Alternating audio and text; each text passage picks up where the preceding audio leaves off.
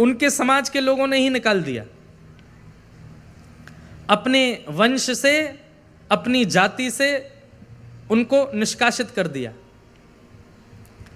तो नरसिंह मेहता जी दुखी नहीं हुए, पर एक बार पूछने गए कि मेरा अपराध क्या है।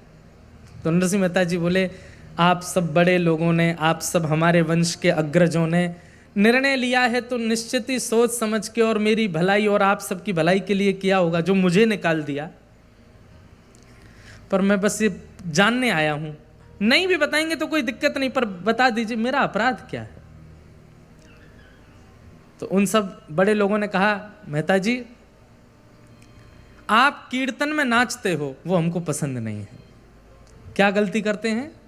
कीर्तन करते करते आप नाचने लगते हो, दोनों भुजा उठा करके और ऐसे डोल डोल करके और ये करताल बजा के नृत्य करते हो, इसलिए हमको ये अच्छा नहीं लगता। तो जो लोग बोल रहे थे नरसिंह मेहता जी उनकी ओर देख करके मन में सोचने लगे, यहां नगर के बाहर में दूषित नृत्य तुम देखने चले जाते हो, उनको देखने से तुमको पीड़ा नहीं, लेकिन कोई हरि गुण गा करके नृत्य करे तो तुम उसको अपने कुल से निकाल दोगे। उस समय के देखो, कोई नरसिंह मेहता जी का चित्र बना के लाया है, कोई लाली देखो क्या इधर बैठी हैं, वाह बहुत सुंदर है। बोले दूसरा कारण क्या है? बोले तुम परब्रह्म परमात्मा के मूल रूप का वर्णन ना करके उनके रस केली का वर्णन करते हो कि वो रास कैसे करते हैं, व्रज में गोपियों के संग विहार कैसे करते हैं, लीला कैसे करते हैं, इन सब का वर्णन करते हो, वो हमको पसंद नहीं, इसलिए हम तुमको नागर वंश से निकाल रहे हैं। नरसिंह मेहता जी बोले जैसी आपकी इच्छा। प्रणाम करके जाने लगे। पत्नी ने कहा बहुत बुरा हुआ, घर परिवार ने निकाल दिया, भाइयों ने त्याग कर दिया, उन्होंने त्याग कर दिया, मित्र छोड़ के चले गए, यहां तक तो हम सहते रहे, पर अब वंश ने भी निकाल दिया, अब जाति ने भी निकाल दिया, अब क्या, अब जी के करें क्या? हम दोनों कुछ खा के कुछ कर लें क्या? नरसिंह मेहता बोले अरे बावड़ी है क्या, ऐसे थोड़ी, अरे बल्कि इसको दूसरे रूप में विचार कर। बोले क्या? बोले परिवार में होते तो उनका भी ध्यान रखना पड़ता, ठाकुर जी ने उनको हटा दिया। बोले तुम अपना ही ध्यान रखो, दोनों भजन करो। मित्र परिकर परिवार और सखा साथी ये सब साथ में रहते तो उनका ध्यान रखना पड़ता, उनको भी दूर कर दिया। किसी के मृत्यु में जाना पड़ता, किसी के जन्मदिन में जाना पड़ता, किसी के घर के उत्सवों में जाना पड़ता। ठाकुर जी ने कहा ले ये समय भी तेरा निकाल दिया, भजन कर। उसके बाद में सारे भार ठाकुर जी ने दूर किए, एक भार केवल जाति का रह गया था सिर पे, आज ठाकुर जी ने वो भी निकाल दिया। अब कम से कम नृत्य करके कीर्तन भी करूंगा तो कोई प्रश्न उठाने वाला नहीं है मेरे आगे। एक भार मेरे ऊपर था वो भी ठाकुर जी ने निकाल दिया, सारे भार मेरे ऊपर से हटा करके अब केवल एक भार, और एक, इसको भार नहीं कहूंगा, एक सौभाग्य मेरे सिर पर है, क्या कि मैं हरि का हूं और हरि मेरे हैं, मेरी दूसरी कोई पहचान नहीं है। अब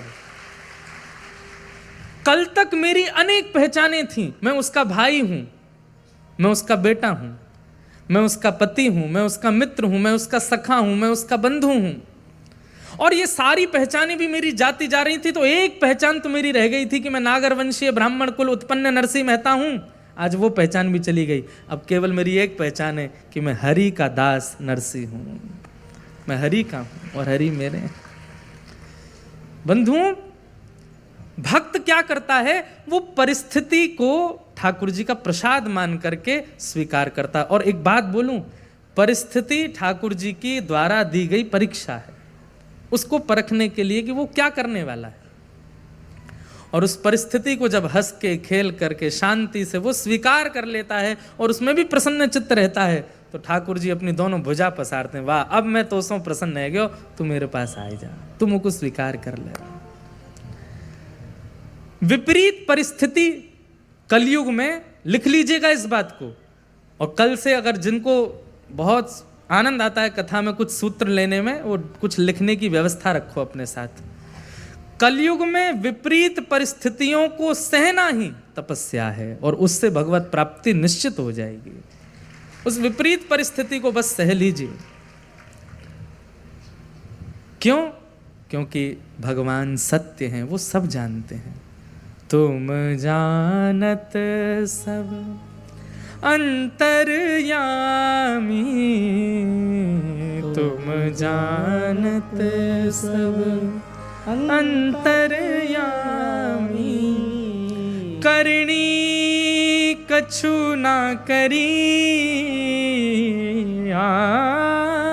करनी कछु ना करी मोरी राखो लाज हरी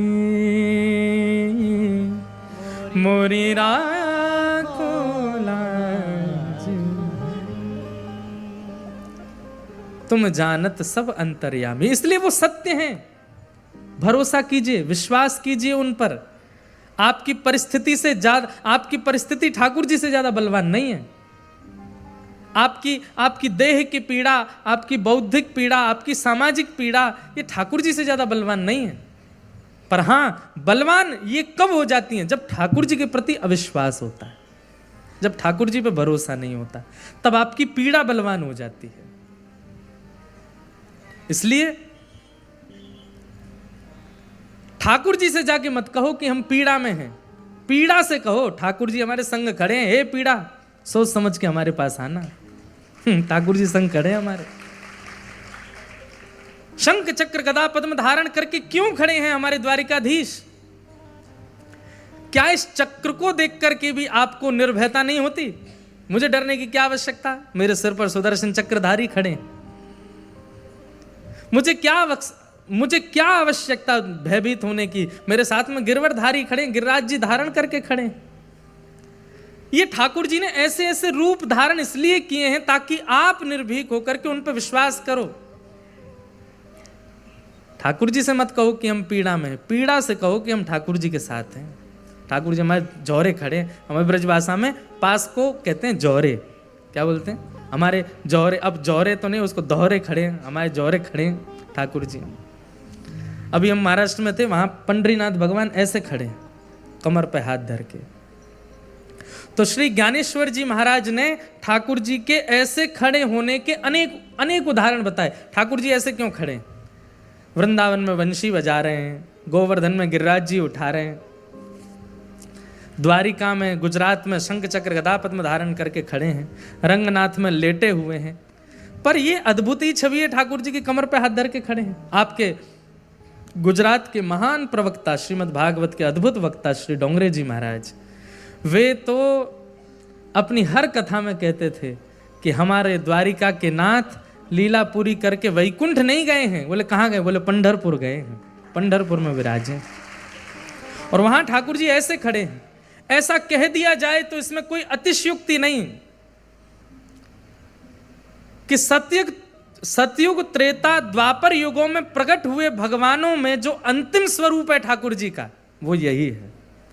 कलयुग में और स्वरूप भी प्रकट हुए ठाकुर जी के, पर सतयुग त्रेता द्वापर के विश्राम में जितने स्वरूप प्रकट हुए उनमें अंतिम स्वरूप यही है। ठाकुर जी कमर पर हाथ धर के खड़े हैं। आद्य गुरु शंकराचार्य भगवान ने भी उनको देख करके पांडुरंग भगवान के ऊपर लिख दिया, परब्रह्म लिंगम भजे पांडुरंगम। बोले परब्रह्म साक्षात यदि मैंने कहीं देखा तो पंढरपुर में देखा। ये आद्य गुरु शंकराचार्य कह रहे हैं। तो ज्ञानेश्वर माउली कहते हैं, क्योंकि अभी महाराष्ट्र से आया ना, तो थोड़ी तो वहां की सुगंधी निकलेगी ना भीतर से। और भाई देखो, ये प्रांतों की बात नहीं है, ठाकुर जी सब जगह के हमारे हैं, हम ठाकुर जी के हैं। तो ठाकुर जी ऐसे क्यों खड़े हैं, बहुत ध्यान से सुनना। तो उसमें सबसे पहला भाव श्री ज्ञानेश्वर माउली कहते हैं कि जब कोई नदी में स्नान करने जाता है तो वो अपने किसी साथी को भेजता है पहले, बोले आगे जाके देख गहरा कितना है। तो वो व्यक्ति जब भीतर जाता है तो वो भीतर जाकर के बताता है, इतना जल है, इतना जल है, इतना जल है। तैरने वाला, जिसको तैरना आता है, वो भीतर जाकर के नाप के बता देता है कि इतना जल है, और फिर वो दूसरा व्यक्ति उसी अनुसार नीचे उतरता है। कहते हैं कि भैया हम सब लोगों को तैरना नहीं आता इस संसार रूपी भवसागर में। ये संसार भवसागर है और हम इसमें तैरना नहीं जानते, इसलिए हम ठाकुर जी से कहते हैं ठाकुर जी कितना गहरा है। तो श्री विट्ठल भगवान कहते हैं मुझे भजने वालों के लिए इतना ही गहरा है, इससे ज्यादा नहीं है। जो मेरे हैं, जो मुझसे प्रेम करते हैं, जो मेरे अधीन हैं, उनके लिए केवल इतना है। बाकियों के लिए इससे ऊपर हो सकता है, पर जो मेरे सामने खड़े हैं, जो मुझे देख रहे हैं, मेरा दर्शन कर रहे हैं, उनके लिए इतना ही है। तो पहला भाव, कितना सुंदर भाव है। दूसरा भाव, ठाकुर जी प्रतीक्षा में खड़े हैं। जब किसी की प्रतीक्षा होती है तो व्यक्ति चाहे एक हाथ से, दोनों हाथ से ऐसे ही खड़ा होता है, या जैसे किसी को ढूंढ रहे हैं, बहुत देर हो गई, वो कह रहा है 10 मिनट में आ रहा हूँ, 5 मिनट में आ रहा हूँ, बस बस मोड़ से मुड़ गया। तो जब किसी को बहुत ज़्यादा प्रतीक्षा होती है, ज़्यादा प्रतीक्षा जब किसी की नहीं होती तो आदमी बैठ जाता है, चैन से बैठ जाता है, चाय पी लेता है, कुछ खा लेता है। लेकिन जिसकी बहुत उत्कंठा से प्रतीक्षा होती है, उसको व्यक्ति यूँ ही ढूंढता रहता, कितनी देर रह गई यार, अभी तक नहीं आया, अभी कह रहा 10 मिनट, 5 मिनट देर।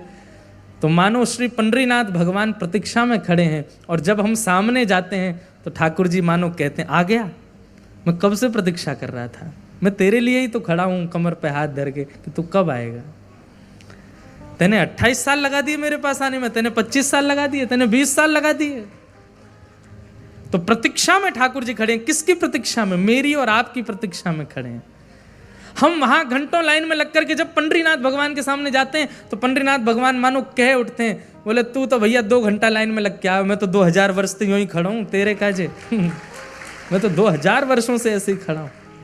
इच्छा की भावना। और तीसरी भावना मुझे बहुत प्रिय लगती, वैसे तो सारी भावना प्रिय हैं, पर ज्ञानेश्वर माउली कहते हैं तीसरी भावना, बोले क्या? आपकी किसी से लड़ाई हो गई बाहर, आपने लड़ाई तो कर ली, लेकिन जब लड़ाई हुई तो पता चला सामने वाला आपसे ज़्यादा बलवान। वो जब आप पर आक्रमण करने आया तो आप अब ढूंढ रहे हो मैं कहाँ जाऊं, कैसे बचूं।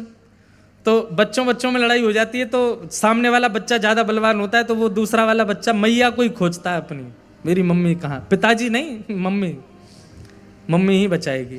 वो मम्मी के पास जाता, बचाओ बचाओ बचाओ बचाओ। तो माँ क्या करती है, तुरंत छोटे वाले को लेके अपने पीछे खड़ा करती है और सामने खड़ी हो जाती है, क्या बात है, और जो सामने से आ रहा है उसको टोक देती है, क्या कहना है इसको, इससे बाद में कहना, पहले मुझसे बात कर।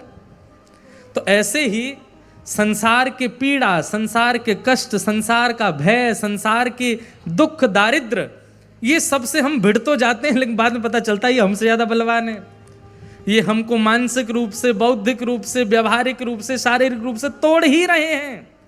तब हम क्या करते हैं, तब हम ठाकुर जी का नाम लेते हैं।